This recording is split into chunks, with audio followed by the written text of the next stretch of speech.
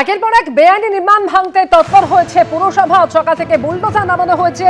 তিলজলার ছবি একদিকে দেখতে পাচ্ছেন, যেখানে বেআইনি নির্মাণ ভাঙতে সকাল থেকে বুলডোজার নামানো হয়েছে। অন্যদিকে বেলেঘাটার ছবিও রেখেছি, একই সঙ্গে রেখেছি বিবি চ্যাটার্জি স্ট্রিট এবং বোসপুকুরের ছবি। কসবা বিবি চ্যাটার্জি স্ট্রিট এবং বোসপুকুরে ভাঙা হচ্ছে বেআইনি নির্মাণ। অন্যদিকে বেলেঘাটা এবং তিলজলাতেও সকাল থেকে বুলডোজার নামানো হয়েছে। সরাসরি আমাদের সঙ্গে রয়েছেন প্রতিনিধি আবির দত্ত। আবির, এই তিলজলার জিজে খান রোড এবং সেখানে একেবারে বেআইনি নির্মাণ গড়ে উঠেছে তৃণমূল কার্যালয়ের উল্টো দিকেই। সকাল থেকে বুলডোজার নামানো হয়েছে, কিভাবে চলছে এখনো পর্যন্ত বিল্ডিং ভাঙার কাজ? দেখো, সরাসরি তোমায় দেখাবো যে ডবল ইঞ্জিন বুলডোজার, সেই বুলডোজারকে ব্যবহার করা হচ্ছে এবং এই দেখা যাচ্ছে বুলডোজারের মাধ্যমে এই যে বেআইনি বিল্ডিং, যেটা পুরসভার তরফ থেকে নোটিশ দেওয়া হয়েছে, সেই বিল্ডিংয়ে কিন্তু ভেঙে ফেলার কাজ করা হচ্ছে। এবং এই যে ভেঙে ফেলার প্রক্রিয়া তিনটে প্রক্রিয়ায় হচ্ছে। এক হচ্ছে বুলডোজারের মাধ্যমে দুটি বুলডোজার, সেই বুলডোজারের মাধ্যমে ভেঙে ফেলার প্রক্রিয়া হচ্ছে বাইরে থেকে ভেতরে। এখানে জেনারেটরের মাধ্যমে পাওয়ার জেনারেট করে এখানে ভেতর থেকে ড্রিলিং প্রক্রিয়ার মাধ্যমে ভাঙা হচ্ছে। এবং তৃতীয়ত ম্যানুয়ালি, অর্থাৎ হাতুড়ি জাতীয় জিনিস দিয়ে ভাঙার প্রক্রিয়া চালানো হচ্ছে। যে বিল্ডিং বানানো হয়েছে দুটি ব্লকে, সেই বিল্ডিং 7 তলার বিল্ডিং। যদিও ওই বিল্ডিং ভাঙতে বেশ কিছু সময় লেগে যাবে। একেবারে খালের পাড়ে এত বড় বিল্ডিং, যেটা বেআইনিভাবে তৈরি করা হয়েছে। একটা ছবি দেখাবো, একদিকে যেমন এই যে বিল্ডিং ভাঙার প্রক্রিয়া চলছে, অন্যদিকে এই বিল্ডিংয়ের কিছুটা অংশ ভাঙার পরে দেখা যাচ্ছে যে পাশের যে কটি বিল্ডিং রয়েছে তার সঙ্গে এর ছাড় প্রায় নেই বললেই চলে। আশেপাশের বিল্ডিংগুলোরও কিন্তু দেখা যায় যে ছাড় নেই। এই যে ছাড় নেই, এইগুলো মূলত ছাড়তে বলা হয় কেন? বলার পেছনে একটাই উদ্দেশ্য, যাতে কোনো রকম বিপদকালীন কোনো সমস্যা হলে সেই ক্ষেত্রে যাতে কোনো ব্যবস্থা নেওয়া যায়। কিন্তু এই ক্ষেত্রে কোনো নিয়মই যে মানা হয়নি। শুধু তাই নয়, আরেকটা ছবি দেখাচ্ছি, ডান দিকের ছবিটা দেখাতে বলবো অভিজিৎ দত্তকে। রাস্তা জিজে খান রোড, তার উপরে যে ফুটপাতের ওপরে সাধারণ মানুষের জন্য ব্যবহার করা ফুটপাতের ওপরে পাঁচিল তোলা হয়েছে। এবং তারপর এই সুবিশাল বিল্ডিং, সেই বিল্ডিংয়ের কিন্তু 7 তলা বিল্ডিং ভেঙে ফেলা হচ্ছে। একের পর এক দেওয়াল, একের পর একের পিলার এবং একের পর এক এখানে যে ইমারত। অর্থাৎ এই যে জিজে খান রোডের পাশে এখানে 66 নম্বর ওয়ার্ড, যেটা জাভেদ খান, রাজ্যের প্রাক্তন মন্ত্রী তথা বর্তমানে কসবার বিধায়ক, তার ছেলে ফৈয়াজ আহমেদ খান, তার কিন্তু ওয়ার্ড এটি। এবং সেই ওয়ার্ডেই কিন্তু এই ভাঙার প্রক্রিয়া চলছে। প্রচুর সংখ্যায় পুলিশ থেকে আরম্ভ করে সাজুয়া গাড়ি, এমনকি সেন্ট্রাল ফোর্স, মহিলা পুলিশ নিয়ে কিন্তু এখানে তারা অপেক্ষা করছেন। এবং তার সাথে সাথে আমরা দেখছি এই যে কর্মীরা, তারা যেমন তাদেরকে বলা হচ্ছে সেই স্ট্র্যাটেজি নিয়ে তারা বিভিন্ন জায়গায় ভাঙার প্রক্রিয়া চালাচ্ছেন। একেবারে বুলডোজার দিয়ে দেওয়াল ভেঙে ফেলা হচ্ছে আমরা দেখছি। এবং এই যে বিল্ডিং 23 তারিখে যে নোটিশ দেওয়া হয়েছিল, সেখানে স্পষ্টত এখানে বলা হয় যে হিয়ারিংয়ে যে নথি পাওয়া গিয়েছে, বা তারা যে নথি পুরসভার কাছে আছে, বা তারা যা খতিয়ে দেখেছেন প্রাথমিক ফাইন্ডিংসে, যেটা বেআইনি, সেই মর্মেই টানা চলছে এই ভেঙে ফেলার প্রক্রিয়া। ধন্যবাদ। আমি কসবায় বিবি চ্যাটার্জি রোডে এই যে অবৈধ বিল্ডিং, সেটা কিন্তু ভাঙা হচ্ছে। আমরা দেখতে পাচ্ছি যে হাইড্রা এবং তার পাশাপাশি বুলডোজার এনেছিল, কিন্তু এত সরু গলি, সেখানে সেটা ঢোকানো যায়নি। এবং সেই কারণে হাম্বর পার্টি বা হাম্বর দিয়েই কিন্তু এটা ভাঙা হচ্ছে। হাম্বরের এক একটা আঘাতে পুরো দেওয়াল ভেঙে ভেঙে ছড়িয়ে যাচ্ছে বিভিন্ন দিকে। এবং এই যে বিল্ডিং, এই বিল্ডিং আমরা দেখতে পাচ্ছি টাইলসের কাজ হয়ে গিয়েছিল। বিল্ডিংটা আমরা আরেকটু দেখবো যে বিল্ডিংটা ঠিক কীরকম। এখানে এটাকে অবৈধ বলা হচ্ছে। আমরা দেখছি যে এই হচ্ছে পুরো বিল্ডিংয়ের ভেতরে এখানেও কিন্তু ভাঙার কাজ হচ্ছে। এই জায়গাতেও আমরা দেখতে পাচ্ছি যে এই ফ্লোরটাও কিন্তু হাম্বর দিয়ে তারা ভাঙার কাজটা করছেন। হাম্বরের যে টিম আছে, সব ফ্লোরগুলো তারা ভাঙছেন। পর হাম্বর চালানো হচ্ছে এবং ভেঙে ফেলা হচ্ছে পুরো বিল্ডিং। অগ্নিমিত্রা পাল এসছিলেন, তিনি জেনে গেছেন যে ঠিক কিভাবে এটাকে কিভাবে কাজটা হবে সেটা জেনে গেছেন। এবং আমরা দেখছি যে এই পুরো ফ্লোর সেটা ভাঙা হচ্ছে এবং কীরকম ইল্লিগাল সেটা আমরা দেখে নেব। ঠিক পাশের বিল্ডিংয়ের সঙ্গে আমরা দেখতে পাচ্ছি দূরত্ব প্রায় একেবারে নেই। কিচেন, বাথরুম, ঘর সমস্ত কিছুই তৈরি হয়েছে। এবং এখানে আমরা যেরকম দেখতে পাচ্ছি যে লিফট, লিফটের জন্যও আলাদা জায়গা রাখা হয়েছিল, অর্থাৎ এখানে লিফটও তৈরি হতো এবং লিফটও তৈরি হতো। আমরা পাশের বিল্ডিংটা দেখব ঠিক কতটা কাছে। পাশের বিল্ডিংটা আমরা যদি যাই তাহলে এই যে বিল্ডিং, সেই বিল্ডিংয়ের দেওয়াল আমরা হাত দিয়ে ছোঁয়ার চেষ্টা করবো। এই দেখুন, হাত দিয়ে ছুঁতে পারছি, অর্থাৎ কোনো ছাড়ি প্রায় রাখা হয়নি। এই হচ্ছে ছাদ, পুরো ছাড়ি প্রায় রাখা হয়নি এই বিল্ডিংয়ে। ক্যামেরায় তরুণ বিশ্বাসের সঙ্গে অর্ণব মুখোপাধ্যায়, এবিপি আনন্দ, কলকাতা। শহরে নেমেছে বুলডোজার, একেবারে বেআইনি নির্মাণ ভাঙতে শহরের ছটি জায়গায় এই মুহূর্তে পুরসভা বুলডোজার চালিয়ে বেআইনি নির্মাণ ভেঙে দিচ্ছে। সরাসরি আপনাদের প্রথমেই বেলেঘাটায় নিয়ে যাই। সেখানে বেলেঘাটায় দুটি বাড়ি ভাঙার কাজ শুরু করেছেন পুরসভার কর্মীরা। অনির্বাণ, এই বাড়ি ভাঙার সঙ্গে বাড়ি নির্মাণের সঙ্গে রাজু নস্করের নাম জড়িয়ে রয়েছে, কতটা এগুলো ভাঙার কাজ? হ্যাঁ দেখো, একদমই। তোমাকে প্রথমেই জানিয়ে রাখি যে পুরসভার বিল্ডিং বিভাগ সূত্রে আমরা যা জানতে পাচ্ছি, শুধুমাত্র বেলেঘাটা চত্বর, তার মধ্যে 33 নম্বর ওয়ার্ড, 34 নম্বর ওয়ার্ড এবং 35 নম্বর ওয়ার্ড, এই তিনটে ওয়ার্ড মিলিয়ে প্রাথমিকভাবে প্রায় 17টা বাড়িকে লোকেট করা হয়েছে, 17টা বাড়িকে চিহ্নিত করা হয়েছে যেগুলো ইল্লিগালি তৈরি করা হয়েছে এবং সেখানে ইতিমধ্যে নোটিশ সার্ভ করা হয়েছে। তার মধ্যে আজ দুটি বাড়ি সেগুলো ভাঙার কাজ শুরু হয়েছে। এক, আমরা যে জায়গায় রয়েছি ইস্ট কুলিয়া রোড, এবং তার পাশেই দ্বিতীয় বাড়িটি ভাঙা হচ্ছে, সেটা হচ্ছে বারোয়ারিতলা রোড। এই দুটি বাড়িতেই কিন্তু রাজু নস্করের যোগ রয়েছে। এটাতে তো সরাসরি রাজু নস্করের যোগ রয়েছে, রাজু নস্করকে মালিক হিসেবে দেখানো হয়েছে। এবং বারোয়ারিতলা রোডের যে বাড়িটি, সেই বাড়িটির মালিক হিসেবে অন্য লোকের নাম থাকলেও পুরসভা বলছে যে এই বাড়িটির ক্ষেত্রেও কিন্তু টাকা যে খাটছে সেটা রাজু নস্করেরই টাকা, এমনটাই কিন্তু প্রাথমিকভাবে পুরসভা মনে করছে। এবং সে কারণেই কিন্তু তারা মনে করছেন যে কার্যত এই যে বেলেঘাটার বেশিরভাগ জায়গায় যে ইল্লিগাল কনস্ট্রাকশন, সেই ইল্লিগাল কনস্ট্রাকশনের ক্ষেত্রে কিন্তু বেতাজ বাদশা হয়ে উঠেছিল রাজু নস্কর। তুমি দেখতেই পাচ্ছ যে রবিবার সকাল থেকে একেবারে বুলডোজার দিয়ে এই বাড়ি ভাঙার কাজ শুরু করেছে। কিছুক্ষণ আগেই কলকাতা পুরসভার কমিশনার স্মিতা পান্ডে তিনি এসেছিলেন, তিনি কিন্তু পরিষ্কার জানিয়েছেন যে সমস্ত বাড়ি যেগুলো বেআইনি রয়েছে সেগুলোকে ভেঙে ফেলা হবে। আমাদের তরফ থেকে তার কাছে প্রশ্ন ছিল যে এরকম অনেক বেআইনি বাড়ি রয়েছে যেখানে সাধারণ মানুষ থাকছেন, সেক্ষেত্রে পুরসভা কী পন্থা নেবে। তিনি পরিষ্কার বলেছেন যে যে সমস্ত বেআইনি বাড়িতে সাধারণ মানুষ যারা থাকছেন সেখানে কিন্তু তাদেরকে মাথায় রাখতে হবে যে সুপ্রিম কোর্ট এবং হাইকোর্টের একাধিক গাইডলাইন রয়েছে। স্বাভাবিকভাবে যখন তারা এই বাড়ি কিনেছেন দেখে বাড়ি কেনা উচিত ছিল, যেহেতু তারা দেখে বাড়ি কেনেননি ফলে তার দায় কতটা পুরসভা নেবে সে নিয়ে কিন্তু প্রশ্ন থাকছে। স্বাভাবিকভাবে তিনি কিন্তু পরিষ্কার জানাচ্ছেন যে কোনো বেআইনি বাড়িকে কিন্তু রাখা হবে না, এবং এই যে প্রসেস সেটা একটা কন্টিনিউয়াস প্রসেসে চলছে এবং এই কন্টিনিউয়াস প্রসেস চলতে থাকবে। তিনি যেটা জানিয়েছেন আরও যে আমরা যখন প্রশ্ন করি যে বছরের পর বছর এই ইল্লিগাল বাড়িগুলো সেগুলো চলছে গোটা শহর জুড়ে এবং সেগুলোতে কলকাতা পুরসভার যে নজরদারি, সেই নজরদারির অভাব রয়েছে বা নজরদারি থাকলেও সেগুলোর এগেন্সে ব্যবস্থা নেওয়া হয়নি।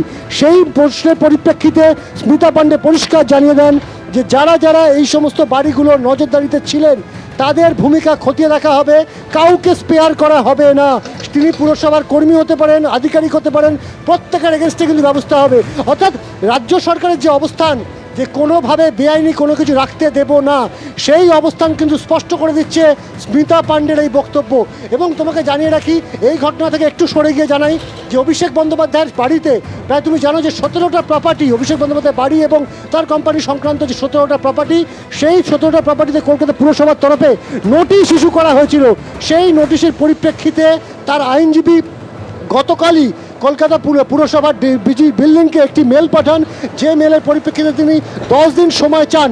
এবং এই মুহূর্তে স্মিতা পান্ডে তিনি জানিয়েছেন যে হ্যাঁ, একটি মেল তারা পেয়েছেন এবং 2 সপ্তাহের মতো সময় চাওয়া হয়েছে। তবে মেলে ঠিক কী কী লেখা রয়েছে সেটা তিনি স্পষ্ট করে বলতে চাননি।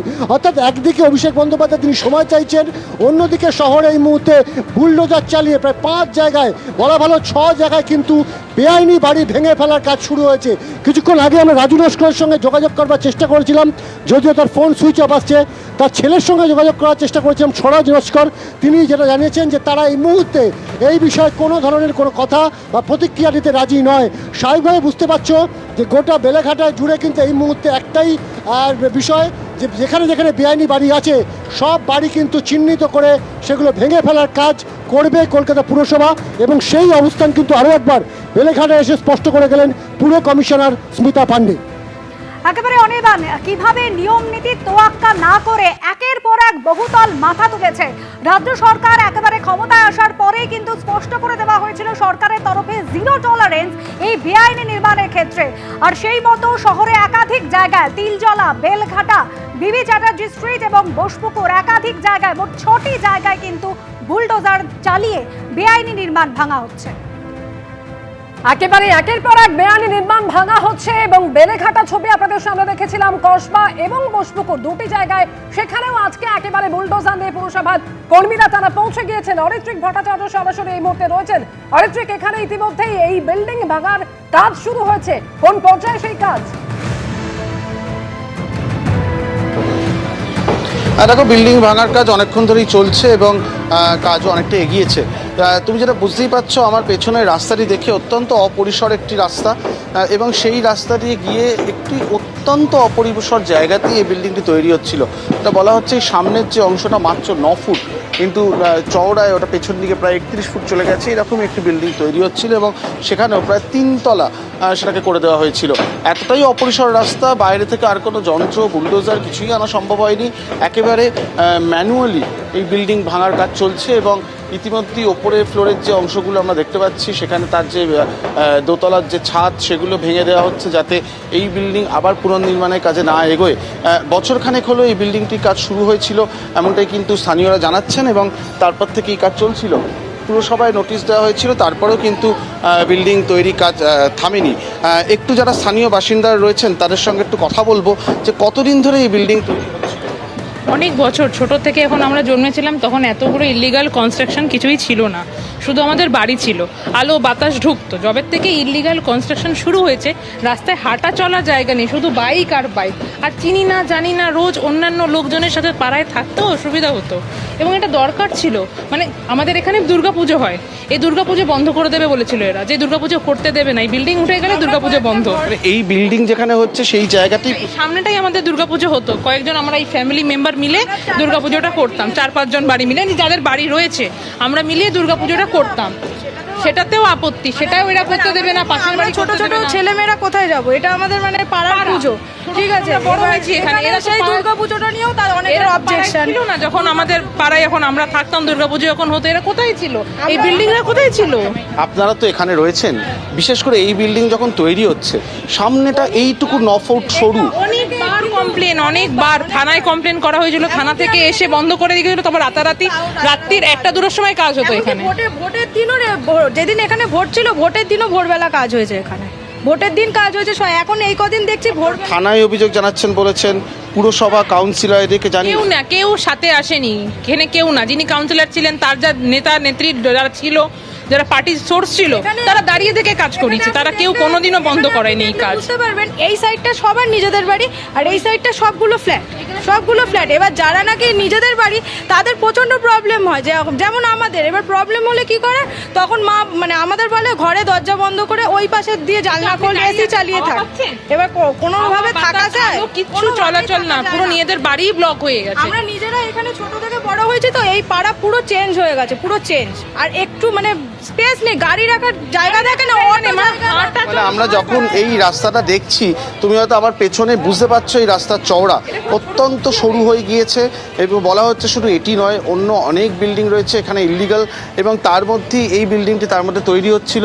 এবং সবচেয়ে বড় অভিযোগ যে এই বিল্ডিং যেখানে তৈরি হচ্ছিল তার সামনে দুর্গাপুজো হতো, সেটা পর্যন্ত বন্ধ হয়ে যাওয়ার আশঙ্কা তৈরি হয়েছিল এবং কাউন্সিলর থেকে শুরু করে পুলিশ একাধিকবার অভিযোগ জানানো, তাতেও কাজ হয়নি। রাতের অন্ধকারে কাজ হতো, এমনটাও কিন্তু অভিযোগ উঠছে।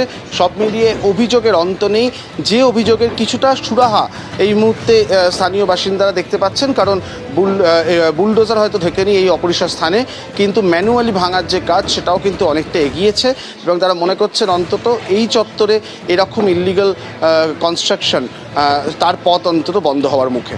সমানভাবে আমাদের নজর রয়েছে ফলতার আজকে যে পুনর্গণনার রেজাল্ট আউট হচ্ছে, কারণ একাদশ রাউন্ডের গণনা ইতিমধ্যেই শেষ হয়েছে এবং যেটা জানা যাচ্ছে, বিজেপির প্রার্থী 72,082টি ভোট পেয়েছেন একাদশ রাউন্ডের গণনা শেষে। দ্বিতীয় স্থানে রয়েছে সিপিএম প্রার্থীর প্রাপ্ত ভোট 27,191, কংগ্রেসের প্রার্থী পেয়েছেন 6,844টি ভোট এবং চতুর্থ স্থানে রয়েছেন তৃণমূল প্রার্থী জাহাঙ্গীর খান, তার প্রাপ্ত ভোট 3,870। একাদশ রাউন্ডের গণনা শেষ হচ্ছে। আরো একবার আপনাদের জানাবো, বিজেপি প্রার্থী তিনি পেয়েছেন একাদশ রাউন্ডের গণনা শেষে ৭২,০৮২টি ভোট। দ্বিতীয় স্থানে সিপিএম প্রার্থী, তার প্রাপ্ত ভোট হচ্ছে ২৭,১৯১। কংগ্রেস প্রার্থী পেয়েছেন ৬,৮৪৪টি ভোট এবং চতুর্থ স্থানে তৃণমূলের প্রার্থী জাহাঙ্গীর খান, যার প্রাপ্ত ভোটের সংখ্যা ৩,৮৭০।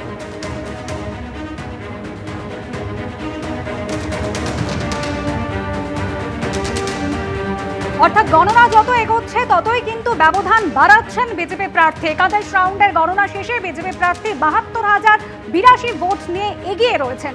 আর এই নিয়ে সুকান্ত মজুমদার কি জানিয়েছেন শোনাবো। তৃণমূল পার্টিটা আগামী দিনে থাকবে না এই ইঙ্গিতই বহন করছে।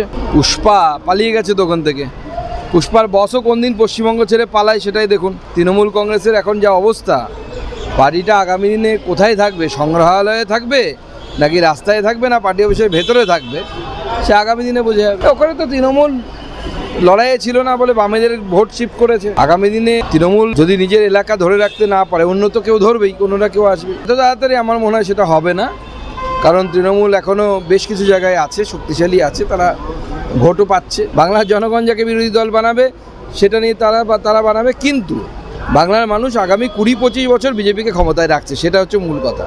এখন তৃণমূল কংগ্রেসকে জাহাঙ্গীর বলুন, ঔরঙ্গজেব বলুন, বাবর বলুন, হুমায়ুন বলুন, আকবর বলুন, কেউ বাঁচাতে পারবে না। তৃণমূল শেষ। এবিপি আনন্দ, এগিয়ে থাকে, এগিয়ে রাখে।